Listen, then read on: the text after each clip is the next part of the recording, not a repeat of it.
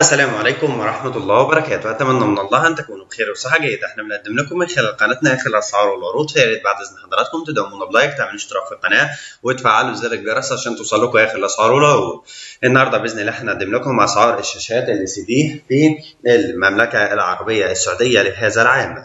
يبلغ سعر شاشة التلفزيون من دانست فول اتش دي 39 بوصة HDMI USB لونها أسود حوالي 463 ريال سعودي.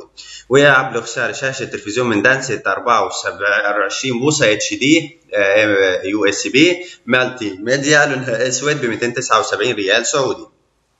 ويبلغ سعر شاشة التلفزيون من دانست 55 بوصة HD ب 999 ريال سعودي.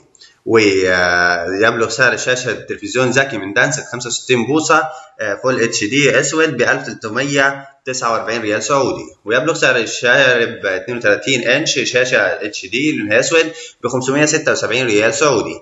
ويبلغ سعر شاشة التلفزيون 49 بوصة الترا اتش دي 1499 ريال سعودي. ويبلغ سعر شاشة 50 انش اسود من شارب ب 2090 ريال سعودي. ويبلغ سعر باسك شاشة تلفزيون 32 بوصة هو الاتش دي ب 437 ريال سعودي. متابعينا الاعزاء، حتى تصلكم اخر الاسعار والعروض ما تنسوش تشتركوا في القناة وتفعلوا زر الجرس. والسلام عليكم ورحمة الله وبركاته. دمتم في رعاية الله وحفظه وامنه.